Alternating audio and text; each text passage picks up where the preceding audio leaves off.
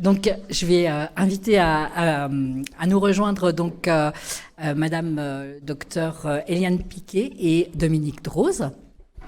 Docteur Dominique Droz, pour nous présenter, c'est pas les noms sur le programme, donc le travail qui a été fait entre le service d'odontologie du CHU et ATD Carmonde. C'est une expérience patient et qu'on avait vraiment à cœur de vous présenter. Et donc, elles nous font l'honneur, toutes les deux, de représenter Huguette, qui ne pouvait pas être là avec nous aujourd'hui, à qui on pense très fort. Et elles vont nous présenter tout ce travail qui a donné lieu à une thèse d'exercice et puis à un ouvrage que vous pourrez trouver d'ailleurs auprès des étudiants, si vous le souhaitez. Voilà, je vous laisse la parole, mesdames, et je vous laisse vous présenter. Merci. Bonjour, mesdames et messieurs. Donc, je me présente, je suis Docteur Piquet. J'étais jusqu'à ma retraite, qui a eu lieu il y a 18 mois, déléguée territoriale de l'ARS en Meurthe-et-Moselle, donc pendant 4 ans. Et auparavant, j'étais la même chose, 6 ans en Meuse. Voilà. Et il se trouve que je connais Docteur Boissonnat depuis très longtemps, puisque nous étions lycéennes meusiennes toutes les deux. Donc effectivement, Huguette nous a demandé de la représenter. Donc c'est à 2 voix que nous allons présenter cet important travail, et travail très intéressant. Donc je remercie déjà, effectivement, je vous remercie d'avoir permis cette présentation aujourd'hui, donc à la fois la fac dentaire, le CHRU de Nancy, ATD Carmonde, bien sûr, puisque c'est cette association-là qui, quelque part, a commandé un petit peu ces travaux. L'ARS, Grand Est, et puis, bien sûr, toutes ces personnes en situation précaire qui, sans elles, il n'y aurait pas ce document-là, parce que ce sont leurs paroles qui sont effectivement transmises. Donc, la thématique, c'était chirurgie ambulatoire et grande pauvreté. Le titre d'Huguette, c'était « Faut-il en exclure les plus pauvres ou au contraire en faire une chance pour améliorer la prise en charge de tous ?» Donc quand Huguette est venue me voir à la délégation territoriale 54 pour me demander plusieurs fois si on avait quelques moyens pour financer quelques travaux, j'ai toujours reçu ces demandes, j'allais dire, avec un avis très favorable, puisque si on veut avancer dans la qualité des soins, quels qu'ils soient préventifs ou des soins curatifs, bon, c'est entre guillemets les usagers, j'aime pas trop ce mot-là, mais enfin c'est les personnes qui, en sont les meilleurs témoins, et les personnes les plus fragiles en sont encore les meilleurs témoins, comme les personnes, j'inclus aussi les personnes en situation de handicap, car ce qui est bon pour eux est bon pour tout le monde et encore meilleur pour tout le monde. Donc, merci pour ce travail, j'allais dire, engagé. Donc, la médecine ambulatoire, alors je sais pas, on appuie, je ne fais pas de bêtises. Voilà. Donc, parler de médecine ambulatoire aujourd'hui, c'est pour les uns aborder la déambulation, ambulatoire, on se promène. Des patients, une déambulation des patients dans le système de soins, c'est pour les autres une amélioration qualitative des parcours, et c'est pour les financiers inscrits dans l'amélioration de l'organisation des coûts des soins. C'est vrai que ce terme, j'allais dire générique, recouvre des réalités un petit peu différentes, et il est important de savoir ce que ça peut recouvrer dans l'esprit des uns et des autres. Donc la question ici, c'était qu'en est-il pour les patients les plus pauvres ? Donc le travail résulte d'un focus sur la prise en charge bucco-dentaire, élément d'une étude plus large sur la médecine ambulatoire. Donc depuis, j'allais dire, environ début des années 2010, un virage ambulatoire a été entrepris au niveau national, hospitalisation à domicile, chirurgie ambulatoire. Dans le même temps, depuis 2009, ATD Carmonde travaillait avec des personnes en situation précaire, donc au travers de laboratoires d'idées et de partage de pratiques. Et ces personnes-là, très rapidement, ont pu faire part des difficultés qu'elles avaient, en particulier sur la difficulté à la sortie d'une prise en charge en chirurgie ambulatoire. Et d'autre part, dans le même temps, au sein du CHU, du conseil d'administration donc du CHU, au travers de la parole des usagers, qui était représentée en particulier pour les représentants des usagers par Huguette, il y avait un accord de principe du directeur général du CHU de Nancy de travailler dans le cadre de la prise en charge donc, des patients et des usagers. Donc le début du travail sur l'HAD faisait suite, la mise en œuvre de l'HAD a très vite montré qu'il y avait donc des limites, en particulier pour les personnes qui étaient en situation les plus difficiles, au travers d'un certain nombre de thématiques, type le consentement éclairé, le formalisme administratif, l'accompagnement à la sortie, l'articulation ville-hôpital. Donc, dans ce cadre-là, ATD Quart-Monde avait été entendu, auditionné par la MEX au niveau de l'Assemblée nationale, et le Fonds de démocratie sanitaire avait été d'accord pour financer des études pour approfondir un petit peu ces difficultés. Donc, le travail qui a été entrepris et résumé donc, dans ce livre-là, que vous trouverez là-bas, au prix de 10 €. Je vous le conseille, puisqu'il est très complet et ça resitue bien, je vais dire, toute l'évolution administrative sur l'HAD, l'hospitalisation de jour, la médecine ambulatoire. Donc, la question qui était posée, c'est que pouvons-nous faire pour les pauvres ? Et ils nous répondent, et si les pauvres humanisaient notre système de santé ? Je pense que la parole de l'usager est une parole, j'allais dire, essentielle. Et peut-être que les personnes qui sont en situation les plus précaires sont quelque part, entre guillemets, les personnes les plus naïves, et elles posent les bonnes questions. Et elles attendent des réponses qu'elles peuvent comprendre. Tant qu'elles n'ont pas compris les réponses, elles réinsistent, elles ont particulièrement raison.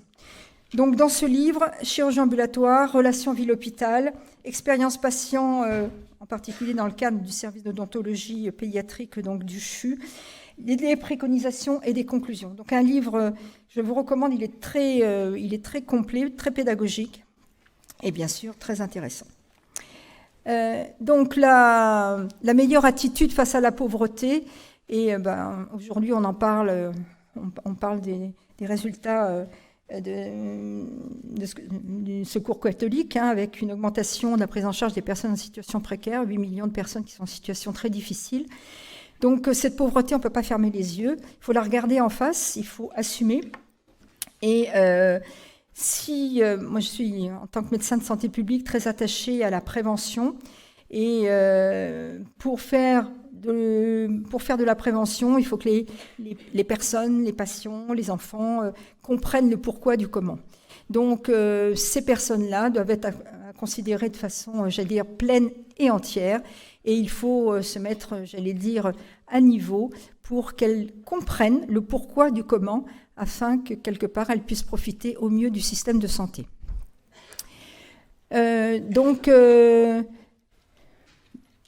Alors que nous, les soignants, on a tendance à fermer les yeux, les oreilles, notre bouche et à envoyer ces gens-là dans des endroits où on les soignera bien, mais pas chez nous.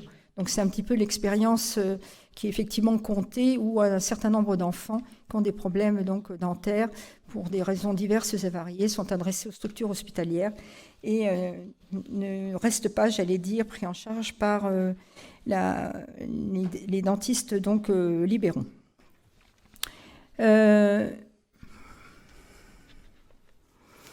Donc les plus pauvres, les plus vulnérables sont souvent des lanceurs d'alerte parce qu'ils sont les plus fragiles. Les changements, les innovations en santé ont des effets plus rapidement mis en visibilité. Donc ils ont moins de ressources pour rebondir et faire face aux difficultés. Ils ont bien sûr moins de ressources financières, ce qui n'est pas neutre à l'heure d'aujourd'hui. Moins de mobilité quand il y a des manques d'accessibilité ou disponibilité. Je vous entendais parler ce matin, entre guillemets, des déserts médicaux. Et ces déserts médicaux font que les problèmes de mobilité sont beaucoup plus importants qu'ils n'ont pu l'être il y a quelque temps. Donc ils ont moins de connaissances sur leurs droits, sur la protection sociale. On a un système de soins qui est quelque part très complet, mais qui est très compliqué. Ils Ils sont fragiles émotionnellement puisqu'ils sont, j'allais dire, en alerte perpétuelle de par leur situation psychosociale. Et en termes d'estime de soins, ils ont des difficultés pour appréhender, j'allais dire, le bon moment où il faut faire appel à des compétences particulières. Bien sûr, il y a des problématiques de stigmatisation, de discrimination, qui sont très importantes et qui, j'allais dire, expliquent un petit peu un certain nombre de leurs comportements. Donc le travail qui a été le travail qui a été institué donc depuis j'allais dire les débuts des années 2010-2013. Donc là vous avez j'allais dire le cheminement à la fois institutionnel national. Donc c'est un travail qui s'inscrit dans un temps long en lien étroit avec les territoires, les ARS, puis avec le Fonds national de démocratie en santé. Donc les travaux présentés ont pu bénéficier effectivement de moyens provenant de ces différentes institutions. Donc il y a un certain nombre donc, de documents qui ont jalonné ce parcours de réflexion en termes de recherche-action. Donc le laboratoire d'idées en 2013 s'est positionné sur l'autre regard sur l'ambulatoire. En 2018, un document a été produit par ATD Quart Monde sur la médecine ambulatoire et la grande pauvreté. Et un certain nombre d'actions ont pu se mettre en place sur nos territoires. Huguette a travaillé avec des thésards, ou des thésardes plutôt, je crois, qui ont pu à chaque fois positionner les différents travaux et avancer sur les actions nouvelles à mettre en œuvre. Donc, Ma Santé 2022 a été un engagement donc, collectif où on a abordé la problématique de la démocratie en santé, l'expérience patient. Donc, ces travaux rentrent parfaitement dans cette réflexion donc, nationale. Et quand Huguette est venue, après avoir eu l'accord des directeurs généraux donc de l'ARS, est venue me demander des moyens pour faire cette action, je n'ai pu avoir qu'un regard favorable parce que les établissements ont des certifications, des accréditations, ça c'est bien, c'est sur le papier. Même si on avance aussi avec la certification V2020, l'expérience patient, rien de tel, je pense, ne vaut l'expérience, entre guillemets, comme dirait mon petit-fils, des vrais gens qui, sur le terrain, vont exprimer ce qu'ils ressentent. Et plutôt qu'un patient traceur, c'est un collectif qui va s'exprimer. C'est une confrontation entre des usagers et une confrontation avec des professionnels de santé qui sont de l'institution ou des professionnels de santé en tant que tels. Et c'est au travers de ces expérimentations, de ces réflexions, de travail collectif qu'effectivement on peut poser les bonnes questions en termes d'organisation. C'est les travaux qui ont été engagés là avec le CHU de Nancy. Un certain nombre de travaux ont été mis en œuvre, ils sont en cours au niveau national. Je pense qu'il y a un certain nombre de représentants ici dans cette salle, je vous connais mal. Et donc en particulier au Havre, à Issy-les-Moulineaux en région parisienne, à Chambéry et à Talent, et donc en Côte-d'Or. Et juste pour la petite anecdote, je vais passer la parole à Madame Droz. Je suis une Nancéienne.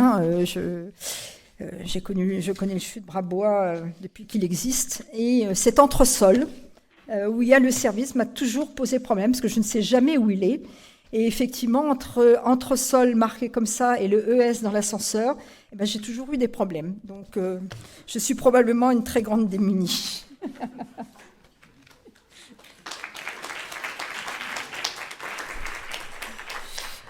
Alors, je crois que c'est par là. Non, ça y est. Voilà. Ce serait plus logique comme ça. Voilà, merci. Merci. Alors maintenant, moi, je vais vous décrire un petit peu ce parcours patient. Je dois dire que je me suis réjouie en fait quand j'ai eu ce travail à faire, puisque Huguette était dans ma promo et puis Céline, on avait pas mal travaillé déjà aussi ensemble. Donc c'était un peu l'occasion de faire un petit peu les choses différemment et surtout d'avoir ce regard. Donc on a parlé ce matin d'aller vers, et ça je pense que c'était vraiment, on est allé vers les personnes en situation de grande précarité. Alors c'était intéressant parce que ça a permis de travailler en amont, en immersion et en aval. Et donc en amont, eh bien, on a travaillé évidemment avec des groupes de parole. Donc il y a eu des groupes de parole d'accompagnants, d'enfants en grande précarité, d'enfants en situation de handicap ou d'autres spécificités. Et puis il y a eu des réunions de groupes de professionnels. Et ensuite, tout ça, ça a abouti à des préconisations qui ont été réalisées à partir des paroles qui avaient été dites par ces familles. Donc cette action, c'est vraiment... ça montre des projets en fait de grande cohésion et je trouvais que c'était vraiment intéressant d'y avoir participé. Alors pourquoi dans le service d'odontologie pédiatrique du CHU ? Eh bien, déjà parce que de plus en plus d'enfants sont adressés à l'hôpital. La thèse de Clara Tetamanti, qui avait été une thèse basée sur des questionnaires réalisés auprès de professionnels, de chirurgiens dentistes libéraux et de familles d'ATD Quart-Monde. En fait, il avait été bien démontré que pour ces familles, c'était compliqué d'avoir des rendez-vous. Très souvent, en fait, on les envoyait à l'hôpital. Et donc, c'était important de travailler avec le service des usagers et le service de qualité de l'hôpital pour, en fait, améliorer tout ça. Alors, pour vous convaincre que les enfants sont souvent adressés à l'hôpital, il y a eu un livre blanc d'odontologie pédiatrique qui a été rédigé par le Collège des enseignants et surtout avec la démarche de Michel Muller-Bola qui s'est vraiment engagé dans le sujet et qui a mis en évidence que 83-95% des praticiens libéraux adressent plus ou moins régulièrement des enfants à l'hôpital. On avait fait une étude dans le service, 74% des enfants étaient adressés par des praticiens, 20% par des médecins. Donc ça montre bien qu'il y a des difficultés et c'est encore plus accentué, on va dire, pour des milieux d'ATD Quart-Monde ou du PASS, c'est sûr. Alors 2 points, en fait, on a pas mal parlé ce matin d'inégalités de santé, donc je ne vais pas peut-être argumenter. C'est vrai qu'on manque beaucoup d'études nationales, je reviens bien sur le sujet. On a beaucoup d'études départementales ou régionales. J'ai rajouté une référence à celle qu'avait notée Céline Huguette. C'est une référence d'une étude qui a été faite en PMI. On avait fait, dans le cadre des bilans de 4 ans en 2000, une première étude qui avait bien montré qu'il y avait un pourcentage d'enfants qui cumulaient toutes les pathologies. Et on a voulu, en fait, les médecins de PMI, à la suite de la première enquête, avaient mis des actions de prévention en route, des carnets de santé avec information, etc. Et ils voulaient voir un petit peu le rendu après 15 ans. Je ne pourrais pas vous en dire plus parce que les chiffres sont à l'étude avec une thèse d'Arles, mais pour la comparaison des 2 études, en fait, il y a eu une baisse de l'indice de carie. Mais ce qui est vraiment marquant, c'est que déjà dans la première enquête, évidemment, il y avait une nette disparité entre les zones qu'on appelait ZEP à l'époque et les zones rurales où dans la région de Moselle, en fait, ce sont des milieux plus privilégiés. Et donc là, dans la deuxième étude, en fait, je crois qu'il y a 5 fois plus de patients atteints dans les zones REP par rapport aux autres patients. Et donc, dans cette dernière étude, en fait, il a été mis en évidence qu'il y avait 4 facteurs en fait, de risque en analyse de régression logistique. Il y avait les facteurs d'alimentation, évidemment, qu'on retrouve toujours, le brossage irrégulier ou mis en place tardivement, d'où l'importance vraiment de faire des actions de prévention. Ça, j'en suis vraiment bien convaincue. On a parlé d'un bilan de MT dents à 1 an. Ça, j'en rêve depuis fort longtemps. Si ça pouvait arriver bientôt, ce serait parfait. Et donc, dans les autres facteurs, il y avait le mode de garde des enfants, selon qu'ils étaient gardés dans des crèches ou à domicile, dans la famille, et le mode d'éducation de la maman qui ressort vraiment dans beaucoup d'études. Donc on voit bien qu'en fait on a intérêt à travailler dans ce domaine-là en prévention. Et puis on sait très bien aussi que la carie dentaire, à partir du moment où les enfants sont atteints, on sait très bien que les adultes en fait seront aussi atteints. C'est vraiment un facteur de risque important. Et puis c'est aussi un facteur de risque au niveau qualité de vie. Qualité du sommeil, scolarité, puisque les enfants qui ont des caries, souvent ils ne dorment pas la nuit, donc ils ne vont plus à l'école le lendemain. Enfin, il y a plein de conséquences, il y a des conséquences sur l'obésité, etc. Donc je pense que vous êtes tous convaincus qu'il faut faire de la prévention le plus tôt possible. Alors je vais repartir maintenant sur mon parcours patient. Donc à partir de tout ce qui a été discuté avec les paroles des accompagnants, en fait il a été décrit en fait 9 étapes dans le parcours de soins. Donc déjà, je cherche comment prendre un rendez-vous. Je prends un rendez-vous. Je vais au rendez-vous à l'hôpital, donc je cherche le lieu.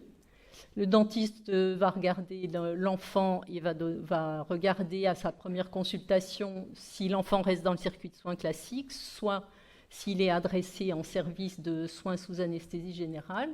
Et puis après, il y a une continuité des soins. Quand les soins sont terminés, il faudrait que la famille surveille un petit peu avant le prochain rendez-vous pour voir si tout va bien. Et puis, il y a la facture, en fait, qui arrive après. Et donc, dans tout ce parcours, il y a eu 42 bombes qui ont été notées. Alors moi, je m'étais dit, en tant que professionnelle, puisqu'on a des enfants quand même compliqués, en bas âge, moi, je m'étais dit, la première des choses, ça va être la difficulté des soins, parce que c'est des étudiants qui soignent. Et en fait, ça ne s'est pas situé du tout là où je le pensais. Et c'est vrai que Mme Piquet avait raison de dire qu'en fait, il faut vraiment regarder avec des yeux tout à fait innocents. Et donc, les bombes les plus importantes, en fait, c'est déjà comment chercher à obtenir un rendez-vous. Quand on n'a pas Internet, quand on n'arrive pas à connaître le numéro de téléphone, quand on ne sait pas toujours répondre au téléphone. Après, il faut arriver à l'hôpital. Et donc, une fois qu'on est arrivé à l'hôpital, il faut trouver l'endroit, ce qui n'est pas toujours facile. En plus, vous savez que on a 2 services de soins d'enfants en fait, sur le même plateau. Il y a l'hôpital d'enfants où les enfants ont des soins sous anesthésie générale, où on reçoit les patients qui ont des troubles de déglutition, etc., des handicaps lourds. Et puis, on a le service pédiatrique, on va dire, qui se situe à l'hôpital d'adultes. Alors, déjà, moi, j'ai eu du mal à m'y faire quand je suis arrivée. Mais pour les parents, c'est vrai que ça n'est pas du tout évident. Donc, il faut l'expliquer. Et puis, en fait, on est tout au bout du service d'adultes. Voilà. Et donc après, vous voyez que ce n'est pas les problèmes relationnels, en fait, qui sont les plus importants. C'est ça qui nous a quand même un peu fait plaisir en même temps. Et puis après, il y a des bombes parce que les parents ne savent pas toujours évaluer si tout se passe bien dans la bouche de leur enfant. Et ça, c'est vrai que pour nous, c'est évident, mais ça n'est pas pour tout le monde. Et moins vous avez fait d'études et moins vous avez de connaissances, donc c'est plus compliqué. Et puis, on s'est rendu compte, ça on ne savait pas non plus, qu'au niveau de la facturation, en fait, les factures, elles arrivaient tout en décembre, donc souvent assez loin de la fin des soins, donc les gens ne savaient pas à quoi ça correspondait, ils avaient des devis, ils ne comprenaient pas bien ce qui était marqué dessus. Donc vraiment, ça nous a ouvert les yeux, c'est le cas de le dire, parce qu'on ne pensait pas du tout à ces soucis-là. Alors, on a travaillé ensemble, ça a duré 1 an, en fait, avec des réunions de groupes différents. Donc, on a travaillé en amont et puis en aval. On a cherché à trouver des informations qui soient claires, compréhensibles par tout le monde, et surtout faciles d'accès, ce qui n'était pas si évident que ça. On s'est dit quand même que la relation patient et soignant, elle était vraiment primordiale et qu'il fallait quand même améliorer les choses, d'autant plus que les patients, ils sont suivis par des étudiants qui changent régulièrement, donc ça n'est pas toujours évident. Donc il était important de renforcer la formation d'empathie. Et puis, donc, favoriser le partage, ça c'était hyper important, de partager le vécu des personnes pour contribuer à améliorer leur prise en charge. Alors, donc, dans la recherche d'informations, il faut dire qu'en fait, quand on allait sur Internet, c'était pas évident. Et en fait, c'est vrai que quand on est professionnel, on cherche pas, nous, on sait où on va aller travailler, donc ça pose pas de souci. Et là, déjà, le terme odontologie, il n'est pas toujours compréhensible pour tout le monde. On a cherché donc à dire exactement qui était concerné par le service d'enfants, les heures d'ouverture, c'était important, quel numéro de téléphone, et puis ensuite tout ce qui pouvait être fait. Donc ça donne un petit peu une image quand même plus sympathique du service. Donc comme on présente la salle d'attente, les salles de soins, on explique qu'on peut faire des soins sous sédation, enfin pour détendre les enfants quand ils sont un peu compliqués. Et puis surtout, j'avais beaucoup insisté pour qu'on ait un atelier brossage, parce que je trouve que c'est vraiment important de faire se retrouver tout le monde, les parents, les étudiants, les enfants, et que tout le monde se côtoie et apprend à bien prendre en charge son hygiène. Alors pour la prise de rendez-vous, il faut imaginer qu'on a 200 secrétaires dans le service, puisqu'on a un binôme d'étudiants qui change par demi-journée. Et donc là, il fallait absolument, avoir une trame pour simplifier les choses. Et donc maintenant, en fait, ils savent très bien qu'à chaque fois, et il faut quand même répéter quand les gens prennent rendez-vous, qu'il faut avoir un seul accompagnant, qu'il faut avoir des papiers, que ça ne peut pas être un grand-père ou une grand-mère qui vient la première fois, puisqu'il faut une autorisation de soins, il faut faire des étiquettes, il faut trouver l'entresol, comme a dit Mme Piquet. Je vais bientôt avoir fini. Ensuite, l'arrivée à l'hôpital, c'était un peu compliqué. Nous, on ne se rendait pas compte, pour aller à Brabo Adulte, il y a une pente, donc des patients en fauteuil roulant, c'est dur à pousser pour des parents. Les patients aussi, je vous ai dit qu'ils se trompaient entre Brabo Enfant et Brabo Adulte. Une fois arrivés dans le secteur, je vous ai dit qu'il fallait traverser tout le secteur adulte, et ils ne voyaient pas toujours les traces qui étaient mises au sol. Donc, salle d'attente, on a amélioré les choses, puisqu'il y a des jeux qui ont été fixés au mur, parce on ramenait des jeux régulièrement, des revues, etc., mais c'était déchiré, c'était pas bien respecté par tout le monde. On a amélioré aussi l'étiquetage au sol. Là, maintenant, ça ne peut plus passer inaperçu. Et puis, on a mis des affiches d'information, en fait, pour les patients, pour expliquer l'intérêt de venir régulièrement, etc.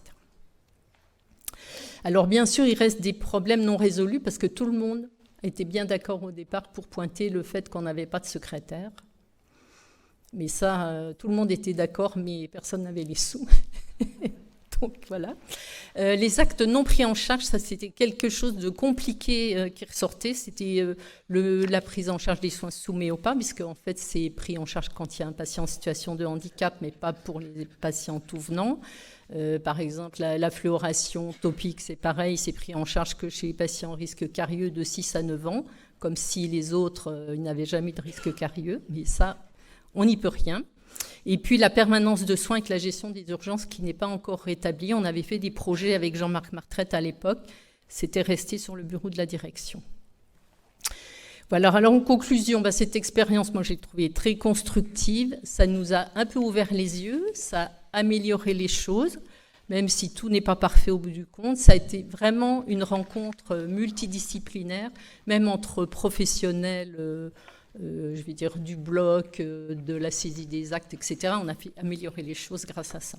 Donc ça, c'est vraiment, je pense que c'est hyper important de mettre ça en place. Voilà, et je vous remercie.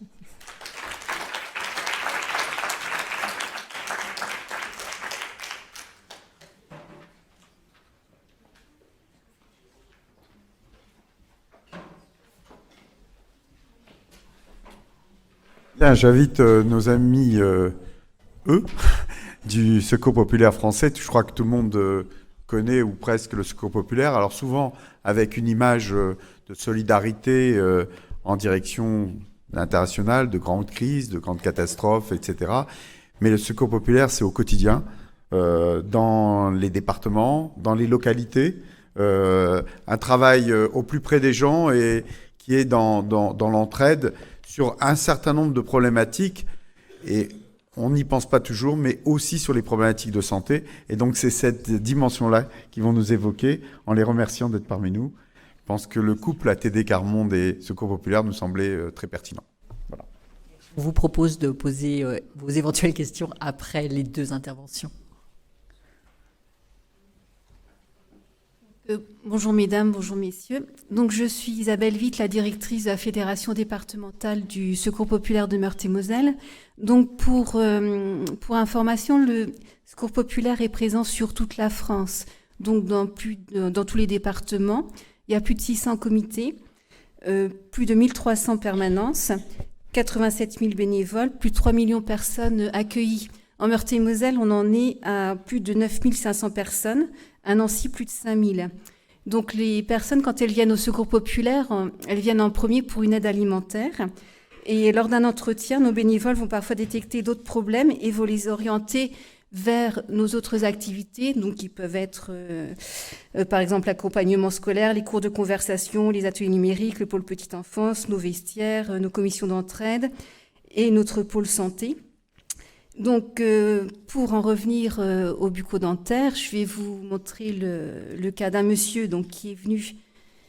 je sais pas. C'est où pour avancer? Celle-ci? Ah oui. Non, c'est pas ça.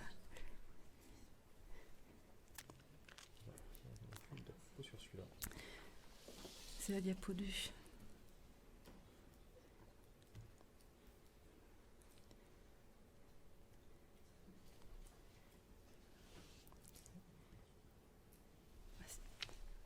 Non, c'était...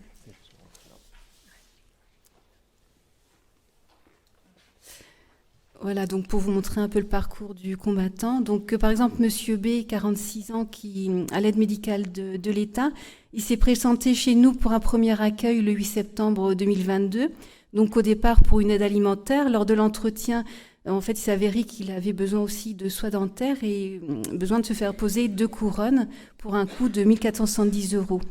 Donc, il a fait des allers-retours entre la fac d'odontologie, Médecins du Monde, MGEN, qui malheureusement pour lui n'ont pas donné de résultats. Il est venu au Secours populaire. Donc là, nous, on a proposé de l'aider, mais on est aussi limité. Donc, on l'a orienté aussi vers donc l'entraide protestante, le Secours catholique, puis la CPAM. Et grâce donc à ces 4, on a pu financer enfin ces soins dentaires. Donc, alors c'est pas alors je me suis trompée, c'était pas le 8 septembre 2022, c'était le 8 septembre 2021. Et en fait, il a eu ses soins que le 16 juin 2022, donc quasiment 10 mois après. Donc maintenant, je vais passer la parole à Véronique, qui s'occupe du pôle santé au Secours populaire à Nancy.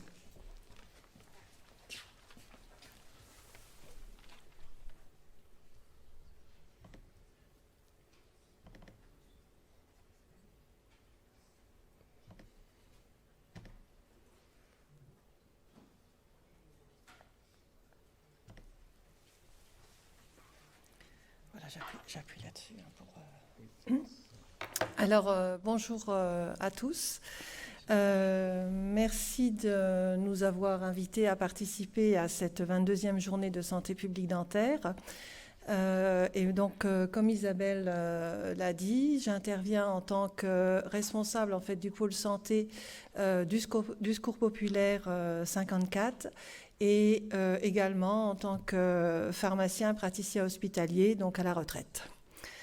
Je vais tout d'abord vous présenter en fait le pôle santé du Secours populaire. Donc, on est une toute petite équipe, avis aux amateurs. On est en fait 4 bénévoles, dont 3 issus du domaine de la santé. Et il est vrai qu'en 2020-2021, nous avons souhaité en fait redynamiser notre structure, redynamiser notre activité. Parce qu'on s'est rendu compte, comme beaucoup d'associations, qu'il y a un certain nombre de nos personnes accueillies qui, en fait, sont en situation de renoncement de soins. C'est pourquoi donc, nous avons en fait, mis en place, pour structurer notre activité, un entretien santé qui se base sur un questionnaire santé. Et cet entretien santé, en fait, s'articule à la suite en fait, de l'accueil administratif de nos personnes accueillies. Voilà, suivante. Donc, merci. Ces entretiens santé donc, permettent en fait, de ménager un temps de dialogue un temps de... Oui, merci. Un temps d'écoute. Ah, il me complique la tâche quand même. Hein. Elle n'est pas affichée à l'écran. Mais... Elle n'est pas affichée à l'écran? Ah ben moi ça va, je l'ai en face. Ça me va.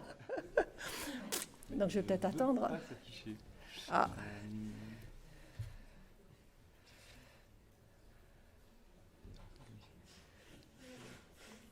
Ah, c'est bien ma veine. Hein. Parce que c'est un PDF? Bah non, il n'y a pas de raison. Les autres PDF s'affichent.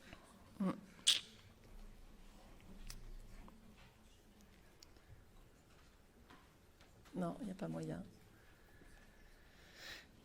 Là, bon, c'est pas grave, hein, on va essayer de se débrouiller comme ça. Donc, ces entretiens santé, en fait, permettent de ménager un temps d'écoute, un temps de dialogue, un temps d'échange et un temps que je dirais un temps d'humanité.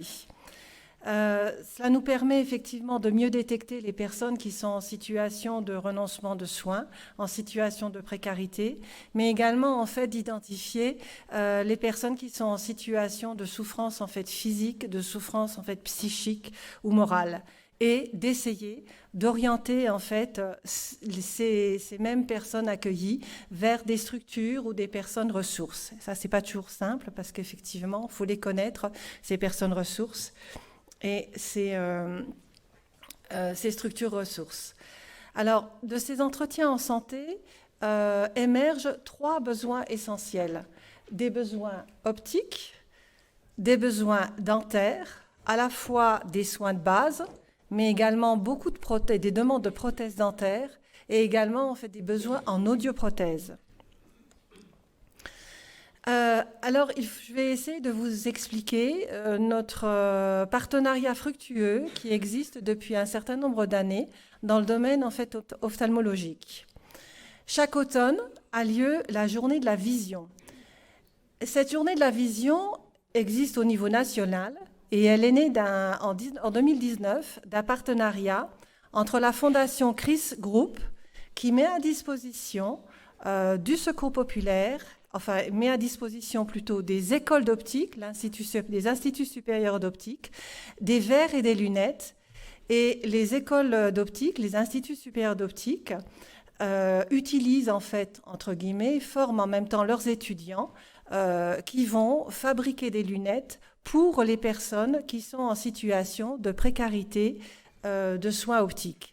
Donc c'est un partenariat en fait entre trois structures, on va dire, la Fondation Chris Group, les instituts supérieurs d'optique et le Secours populaire national. Donc, tout ça se fait au niveau national. Donc c'est un projet en fait qui a été mené par notre ancien secrétaire national Julien Lauprêtre, qui fait référence en fait au Secours populaire, et également par monsieur Gérini, président de la fondation de Chris Group.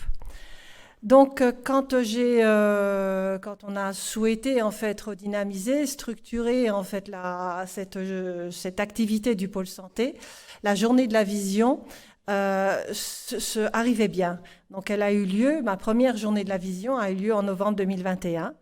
Et nos entretiens santé étaient d'introduction relativement récente, si bien que nous n'avions pas énormément en fait colligé d'informations sur les éventuels bénéficiaires de cette journée de la vision. Et puis, il y a quand même avait aussi un petit truc, c'est qu'en fait, ils devaient bénéficier d'une ordonnance. Donc là, ça se corsait un petit peu aussi. Et donc, j'ai appelé au secours le réseau Solène. Et c'est à partir de ce moment-là qu'a débuté notre collaboration de réseau Solène. Alors, le réseau Solène, c'est quoi? Le réseau Solène, en fait, c'est un réseau en fait, de lutte contre la précarité ophtalmologique qui est né en 2016. Solène, pourquoi? Parce que c'est le prénom en fait, de la jeune interne en médecine en fait, qui a créé ce réseau. Et donc, ils m'ont un petit peu sauvé la mise pour cette journée de la vision, puisqu'en fait, ils ont permis aux personnes en fait, dont nous avions établi la liste de bénéficier en fait, très rapidement de consultations auprès des ophtalmos et donc de pouvoir à ce moment-là aller à l'Institut supérieur d'optique se faire en fait, des lunettes.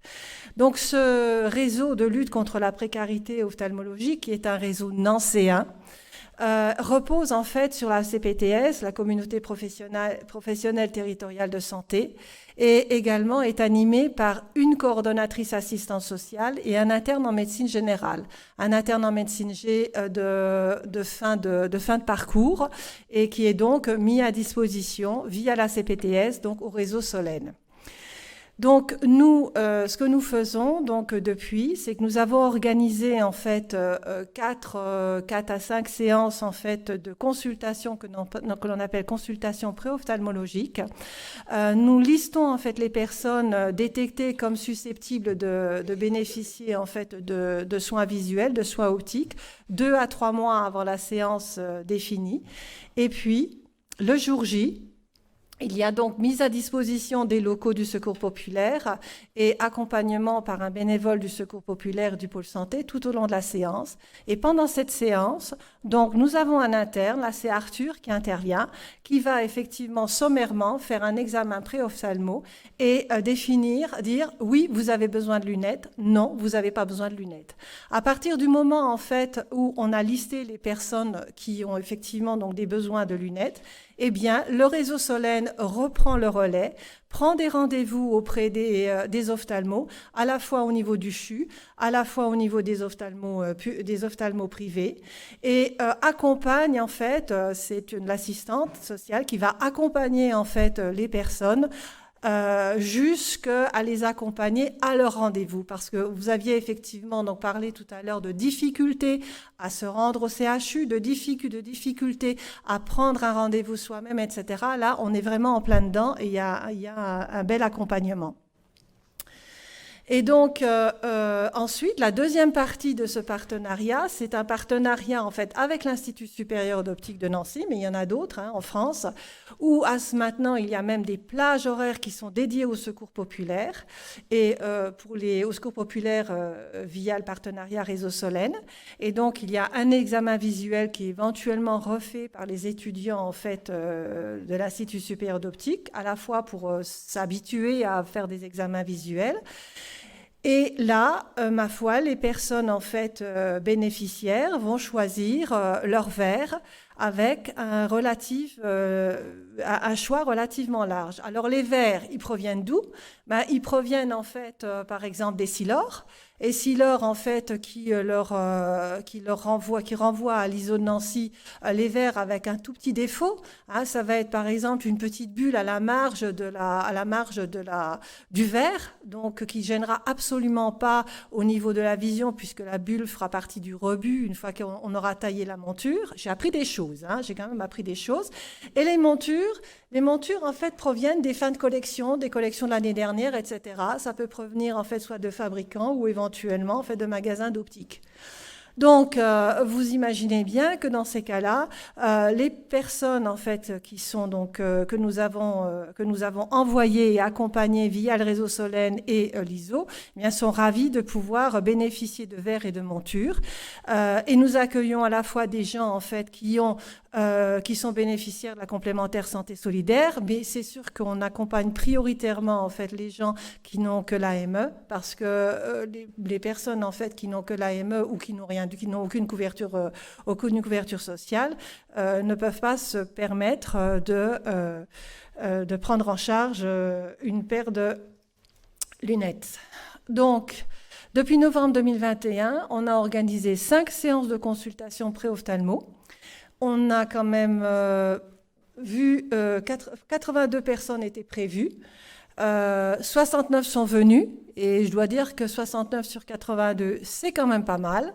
Et soit sur les 69, 63 avaient besoin de lunettes. Donc il y a vraiment un réel besoin. Donc maintenant, on est dans une assemblée en fait de chirurgiens dentistes, on est dans une assemblée peut-être, je sais pas, de prothésistes dentaires. Mais voilà, ce partenariat est vraiment fructueux et c'est vraiment un service que l'on rend aux personnes précaires. Donc on se dit, au Secours populaire 54, au national, on se dit que pourquoi pas établir en fait un partenariat avec toutes les sociétés qui gravitent autour de cette prise en charge. Alors, les soins dentaires courants, quelles sont les ressources? Nous avons la clinique de chirurgie dentaire universitaire, nous avons le service d'odontologie de l'enfant au CHU, le service de santé dentaire de la CPM et le centre médical et dentaire de l'Amgen. Donc, clairement, au niveau en fait de Nancy, puis nous avons tous les chirurgiens dentistes qui acceptent de prendre en charge en fait ces patients également. Donc, on a quand même un panel en fait à ce niveau-là. On a quand même pas mal de ressources. Par contre, il n'y a pas de passe dentaire. Donc, c'est compliqué le passe dentaire à mener. Il n'y a pas de passe dentaire, en fait, pour accueillir des personnes sans couverture sociale. Et là, on est un peu coincé quand même. Donc, les soins courants, OK, on arrive à orienter à peu près les gens. Mais alors, par contre, revient, en fait, dans nos questionnaires santé, dans nos entretiens santé, revient régulièrement des demandes de prothèses. Alors, ça peut être des couronnes, ça peut être des bridges à renouveler, etc. Et c'est à la fois des demandes en fait qui bénéficient de la C2S ou de l'AME, parce que même si vous avez une couverture C2S, en général, ça couvre pas tous les frais. Donc là, on est un peu, on n'a pas de solution actuellement. Il y a quelque temps, Médecins du Monde, il y avait un dentiste, un chirurgien dentiste, Monsieur Jandel, qui était d'ailleurs mon ancien dentiste, qui travaillait en fait avec un prothésiste dentaire. Mais visiblement, depuis qu'il est parti en retraite, plus personne n'a pris le relais. Isabelle vous a expliqué effectivement donc un cas concret de financement de couronne. Voilà, c'est vraiment le parcours du combattant pour essayer en fait d'obtenir de l'argent de différentes associations pour prendre en charge une personne. Donc, c'est compliqué. Alors, avec quel partenaire on pourrait travailler? À l'exemple en fait du partenariat qu'on a mis en place avec les ophtalmos, mais peut-être avec des chirurgiens dentistes volontaires, publics ou privés, à améliorer peut-être le partenariat avec la clinique de chirurgie dentaire universitaire, avec des prothésistes dentaires ou à l'Institut de formation en prothèses dentaires, peut-être aussi avec des laboratoires de prothèses dentaires. Moi, je ne sais pas tout ça. Donc, nous, on a besoin de vous à ce niveau-là pour essayer de construire ce partenariat à l'identique, enfin, disons, en s'inspirant en fait de ce qui existe au niveau en fait ophtalmo. Donc, ce serait quand même super de pouvoir présenter en fait ce qu'on a réussi à faire l'année prochaine, ou la 23e congrès de la journée. Voilà. Donc voilà. J'aimerais bien avoir quelques réponses, j'aimerais bien avoir quelques pistes. On aimerait bien avoir au niveau national quelques réponses et quelques pistes. Donc, à vous de nous aider. Voilà. Merci pour votre attention et votre aide.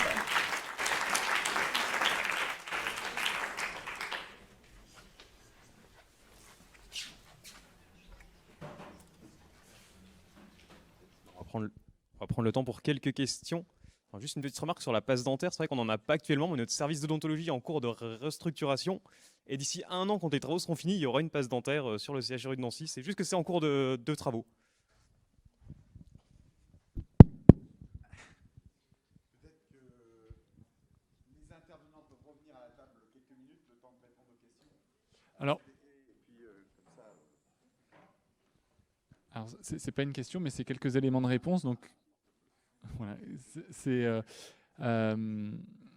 effectivement, la passe dentaire sur Nancy va voir le jour bientôt, puisque normalement tout a été signé et tout est en cours. Alors, les travaux du service dentaire sont pas finis, ce qui lui permettra pas d'ouvrir dans sa capacité optimale, mais alors je ne sais pas exactement quel sera le démarrage, mais plutôt début 2023. Hein, je pense que ça va même commencer plus tôt que ça.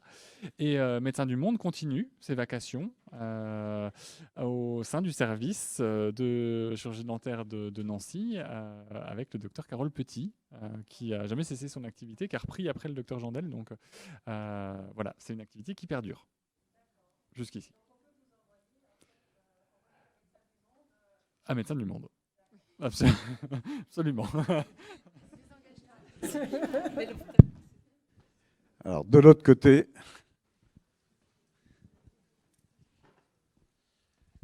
Merci pour votre présentation. Je voudrais juste rebondir sur le cas concret du patient bénéficiaire de l'AME. Et je voudrais poser une question à Géraldine Rosé, si elle me permet justement de savoir si dans des cas ponctuels, comme ce qui a été décrit, on peut, enfin pour les structures, donc moi je suis Solidan, des structures qui accompagnent des personnes comme ça, est-ce qu'on peut demander ponctuellement des aides à la CPAME? Ok. Pour des patients AME. Oui, oui, vous pouvez demander. Il y aura une étude qui sera faite par une assistante sociale. On se dirige vers la masse dans un cas comme ça? Exactement. Ok. C'est exactement ce service-là qui répondra. Oui, tout à fait. Super, merci. Est-ce que d'autres questionnements, d'autres réflexions? Je voudrais juste dire que l'année dernière, en 2019, si je me rappelle bien, au Sénat, on avait organisé un colloque sur la question de la précarité. D'ailleurs, vous étiez présents, aussi bien l'un que l'autre, l'une et l'autre organisation. Et c'est vrai que depuis, Covid passant, nous n'avons pas remis en place ce que l'on pourrait faire. Là, je parle sur le plan national. Il me semble que peut-être qu'on pourrait concrétiser les groupes de travail qu'on avait prévus au plan national suite à ce colloque au Sénat et le faire si tout le monde partage cette démarche-là. Vas-y. Je voulais juste rebondir en fait auprès de la masse. Est-ce que vraiment en fait, si on a des personnes qui sont en difficulté par rapport à leur prothèse dentaire, on peut téléphoner à la masse? Je commence un petit peu à avoir des contacts avec la masse. Voilà, donc ça, ce sera pour les personnes en fait qui ont l'AME. Et les personnes en fait qui sont sans AME, bien entendu, ils sont exclus de ce dispositif. Toute personne.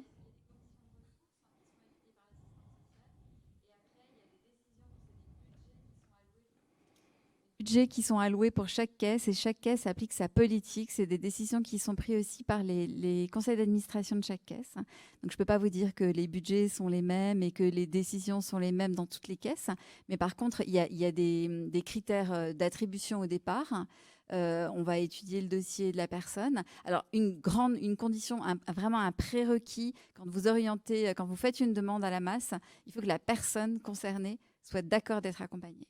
Ça, c'est la première chose qu'on vous demandera. Oui, bien sûr. Parce qu'en fait, on a des fois des professionnels de santé qui veulent bien faire et qui nous contactent.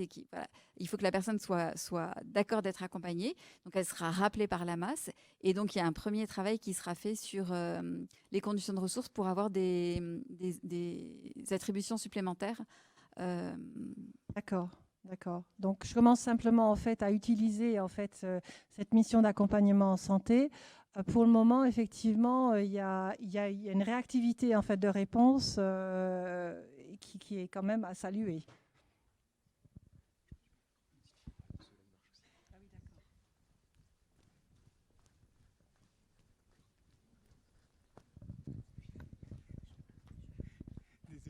Le monsieur est tout derrière.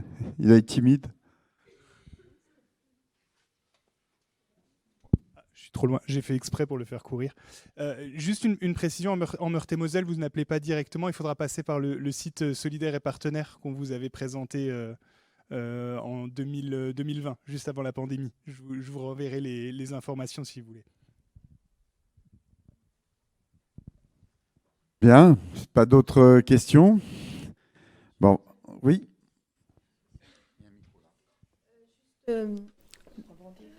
Et pour rebondir sur la CPTS donc, du Grand Nancy, la métropole, il y avait un certain nombre d'objectifs et de grandes actions à mettre en œuvre. Donc il y avait bien un axe sur les personnes les plus précaires, et en particulier sur l'ophtalmo. Ouais. Voilà, le docteur Criton à l'époque. Oui, voilà. Alors, j'ai entendu tout à l'heure la fin des interventions. J'ai toujours eu assez de mal en Meurthe-et-Moselle à travailler avec les chirurgiens dentistes. Donc, au sein de la CPTS, je ne me souviens plus qui représente, les chirurgiens dentistes. Il doit y en avoir. Donc, la CPTS, avance, évolue. Muriel Colombo, qui est à la fois, adjointe au maire et puis au CHU de Nancy, sont à la recherche aussi d'actions, nouvelles. Et je pense que dans ce cadre-là, ça peut être un axe à développer, mais avec effectivement les chirurgiens dentaires je vais dire, ou l'URPS dentaire. Voilà. Alors, je ne sais pas si les prothèses dentaires sont présentées voilà, je ne pense pas. Mais voilà, et donc dans le cadre du PRS, le projet régional du CLS, je veux dire, de Nancy, c'est pareil, ces axes-là sont les mêmes axes. Donc, je pense que sur le dentaire, voilà.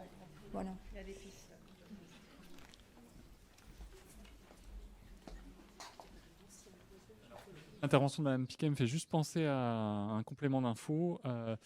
On n'a pas des passes dentaires partout, évidemment, c'est pas possible.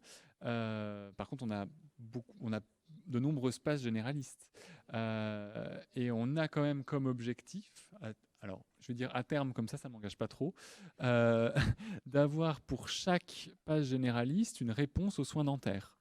Ce qui suppose, alors, une forme d'entente, ça peut être un conventionnement, que sais-je, soit avec des services odontaux, pas forcément universitaires, de proximité, soit avec des chirurgiens dentistes libéraux, soit avec des centres de santé.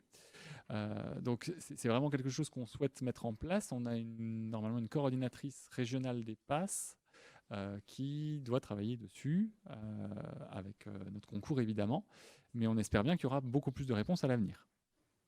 Voilà. Donc je message à tous les chirurgiens dentistes du Grand Est, n'hésitez pas à vous inscrire dans cette démarche. Merci. Juste peut-être, je ne sais pas si c'est pour conclure, en tout cas pour rajouter dans cette réflexion de ce début d'après-midi, un des objectifs qu'on avait, c'était naturellement de prendre des associations nationales, car ceci bien ATD que Secours Populaire sont des associations nationales, mais les montrer à travers, et c'était l'esprit de venir notamment décentraliser, de venir en région et de pouvoir parler de vécus locaux, c'est de se dire aussi ce que l'on est en train de discuter là, naturellement est valeur pour tous les territoires en France, parce qu'il y a les mêmes possibilités, les mêmes capacités d'intervention et les mêmes problématiques, très probablement. Donc voilà, si nous pouvons aider les uns et les autres ici présents pour faire en sorte de dynamiser les problématiques qui sont posées là à travers Nancy et à travers ce département, essayons de réfléchir ça chacun en revenant dans son territoire à ce qui peut être fait. Et sachez qu'il y a au moins 2 structures, ATD et Secours Populaire, qui ont une réflexion sur les questions de santé liées aux questions de précarité. Et je crois que là-dessus, c'était bien de relier dans le concret à ce qui s'est dit aussi ce matin. Voilà. Et on va continuer. Je crois qu'il y a la table ronde avec Damien Hoffner, le professeur Damien Hoffner.